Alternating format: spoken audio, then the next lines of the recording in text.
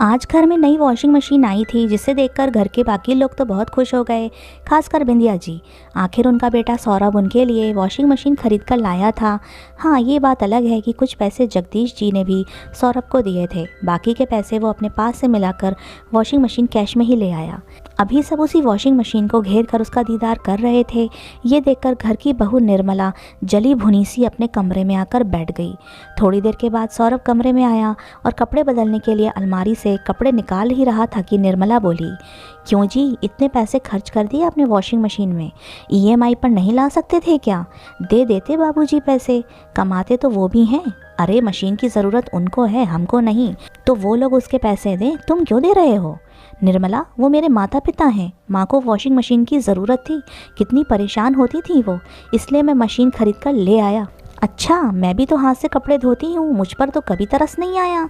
भला ये क्या बात हुई? तुम आदमी लोग तो हमेशा माँ माँ करते रहते हो, तुम लोगों के लिए तो बीवी कुछ भी नहीं होती है। माँ की परेशानी तो तुमसे देखते नहीं बनी, और मेरा क्या? निर्मला चिढ़ती हुई बोली, तुम्हें तो परेशान होने की आदत है, भला इसमें मैं क्या कर सकता हूँ? कहकर सौरभ अपने कपड़े लेकर जाने लगा। उसकी बात सुनकर निर्मला और ज़्यादा चिढ़ गई और उसके सामने आकर खड़ी हो गई। अच्छा, बस मुझे ही ताने मार लो, भला मुझे क्यों परेशान होने की आदत होगी?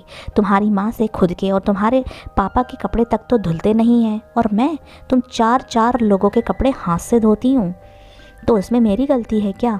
मैं क्या कर सकता हूँ? जहाँ तक हो सकता है मैं अपने कपड़े खुद धोने की कोशिश करता हूँ। कभी देर सबेर ही तुमसे अपने कपड़े धोने को कहता हूँ। अब अपने और अपने बच्चों के कपड़े तो तुम ही धोगी ना। मेरी तो किस्मत ही ख़राब है जो मेरे माता पिता ने तुमसे मेरी शादी कर दी। इससे अच्छा तो मेरे माँ बाप कोई ढंग का ठिकाना देखकर मेरी शादी कर देते, तो कम से कम मैं खुश तो रहती।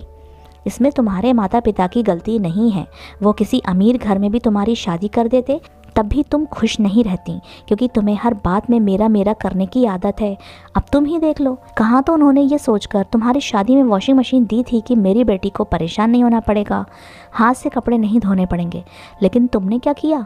मेरी वॉशिंग मशीन करके उसे अभी तक पैक करके रखा है। शादी के 7 साल बाद तो वो भी जंग खाने को लग गई होगी। अच्छा, तो वो मेरे माता पिता ने दी है, उस मशीन से ससुराल वालों का क्या लेना देना? ससुराल वाले तो कुछ देते ही नहीं है बहू को। याद रखो, जिस कमरे में तुम वो दहेज का सामान लेकर बैठी हो ना, वो कमरा उस घर का हिस्सा है जो ससुराल वालों का है। कहकर सौरभ कपड़े बदलने चला गया। लो, ससुराल वाले भी तो घर की धौंस दिखाने लग गए। इसलिए तो कहते हैं कि बहू को कोई भी अपना नहीं मानता। शादी के 7 साल के बाद आखिर अपनी औकात पर आ ही गए ना। निर्मला जोर से चिल्लाती हुई बोली। ये बातें बाहर बिंदिया जी को भी सुनाई दे रही थी। आखिर वो कमरे में आई और आते ही निर्मला से बोली, बहू क्यों चिल्ला रही हो? घर में चीखना चिल्लाना शोभा देता है क्या? हाँ, आप तो मुझे ही कहेंगे ना, अपने बेटे को क्यों कहेंगे भला? बहू कभी ससुराल वालों की हुई है क्या? आज घर की धौंस दिखा ही दी आपके बेटे ने। निर्मला बिंदिया जी को जवाब देते हुए बोली, बहू माना कि सौरभ गलत है, उसे ऐसा नहीं बोलना चाहिए था, पर एक बात मुझे समझ में नहीं आई। तुझे बुरा क्यों लग रहा है? आज वो तेरी ही भाषा तो बोल रहा है, तो अपने ही जैसे व्यक्तित्व को देखकर इतना तिलमिला क्यों गई?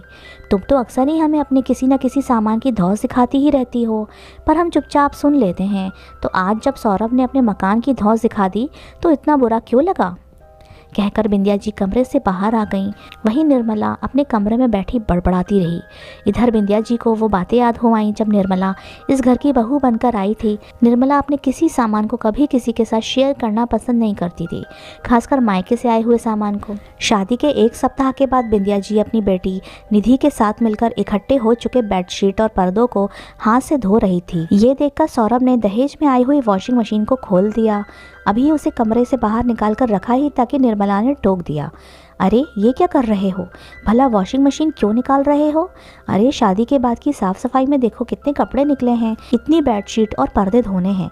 जब घर में वॉशिंग मशीन है तो हाथ से कपड़े क्यों धोना, इसलिए मशीन निकाल रहा हूँ।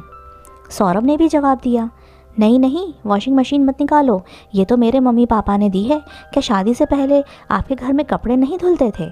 निर्मला का मुंह तोड़ जवाब सुनकर सौरभ हक्का बक्का रह गया। वो कुछ कहने को हुआ तो बिंदिया जी ने उसे इशारे से चुप रहने को कह दिया। उसके बाद वो मशीन पैक करके रख दी गई। कुछ महीनों के बाद बिंदिया जी की बेटी निधि की ससुराल में प्रोग्राम था जिसमें उन्हें पहनावनी देनी थी। कुछ कपड़े तो वो अपने पास से निकाल चुकी थी और कुछ ये सोचकर वो निर्मला से लेने उसके कमरे में पहुंच गई कि निर्मला के पास भी कई साड़ियाँ हैं जो वो इस्तेमाल नहीं करती है। अरे बहू सुन तो, निधि के ससुराल में पहनावनी करनी है तो तेरी कुछ साड़ियाँ जो तू नहीं पहनने वाली है वो दे दे। कोरी ही तो रखी हैं, तूने कभी पहनी भी नहीं है। कुछ साड़ियाँ मैं अपने पास से निकाल देती हूँ ताकि पहनावनी के कर्जे का कुछ बोझ तो कम हो। सासू माँ ने कमरे में आते हुए कहा, अरे माँ जी मेरी साड़ियाँ क्यों? बेटी आपकी है तो आप ही दीजिए ना, मुझसे क्या उम्मीद करती हैं? मेरे लिए आई हुई साड़ियाँ हैं, भला उस पर आपका क्या हक है? निर्मला ने मुंह तोड़ते हुए जवाब दिया। सुनकर बिंदिया जी बहू का मुंह ताकते हुए वहीं की वहीं खड़ी रह गईं। फिर खुद को संभालते हुए बोली, बहू वो साड़ियाँ तू पहनती नहीं है, वो यूं ही बक्से में पड़ी रह जाएंगी, इसलिए कहा था। अब रिश्तेदारी और पहनावनी में दूर दराज के रिश्तेदारों के लिए तो यूं ही घर में साड़ियाँ निकाली जाती हैं, तो इसलिए तुझसे कह दिया था। तो अपने पास से निकालिए, आपके पास भी क्या साड़ियाँ कम हैं? रिश्तेदार आपके हैं तो आप मुझसे क्या उम्मीद कर रही हैं? निर्मला ने दोबारा जवाब दिया तो बिंदिया जी की हिम्मत नहीं हुई आगे कुछ कहने की। भला ऐसी बहू के मुंह कौन लगे जो इज्जत ही उतार दे। बिंदिया जी वापस अपने कमरे में चली गईं। बिंदिया को बुरा तो बहुत लगा, पर क्या कर सकती थी। ऐसी बहू को क्या बोले जो अपने परिवार को परिवार भी नहीं समझती। अपने कमरे में जाकर अपने बक्से में से जितनी साड़ियाँ निकाल सकती थी निकाल दी, लेकिन फिर भी कुछ साड़ियाँ तो कम ही थीं।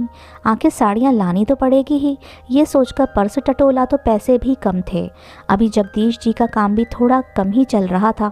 ऊपर से अभी कुछ महीने पहले ही सौरभ की शादी की थी, उनके ही कर्जे चुक रहे थे। जबकि सौरभ की तनख्वाह से घर चल रहा था तो हाथ थोड़े तंग थे। अब तो शॉपिंग जगदीश जी के आने के बाद ही हो सकती थी, इसलिए बिंदिया जी मन महसूस कर रह गईं। कुछ साड़ियों की पैकिंग करके रख दी और आखिरकार जगदीश जी ने इधर उधर से कर्जा लेकर पैसों का बंदोबस्त किया, जिससे फिर बिंदिया जी ने लेन देन की साड़ियाँ खरीदी। 7 सालों में ऐसे कई मौके आए जहाँ पर एक बहू होने के नाते निर्मला का साथ परिवार चाहता था, पर निर्मला तो बस अपने में ही रहती थी। खैर तभी बाहर सौरभ ने आते हुए कहा, चलो माँ नई मशीन का शुभारंभ करते हैं।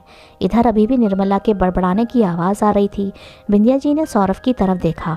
सौरभ बिंदिया जी के कंधे पर हाथ रखते हुए बोला, अब जिसको नहीं बदल सकते उसे नहीं बदल सकते, फिर उसके पीछे खुद को क्यों परेशान करना है, इसलिए जो है उसमें खुश हो लेते हैं। उसकी बात सुनकर बिंदिया जी मुस्कुरा दी। मन में यह तो तसल्ली थी कि चलो बहू न सही, कम से कम बेटा तो साथ है। तो दोस्तों कैसी लगी आपको हमारी ये कहानी, हमें कमेंट करके ज़रूर बताइएगा। और यदि हमारी कहानियों से आपको शिक्षा और प्रेरणा मिलती है तो हमारे चैनल को शेयर और सब्सक्राइब करना ना भूलिएगा। हमारे इस प्रयास को सफल बनाने में हमारी मदद कीजिए।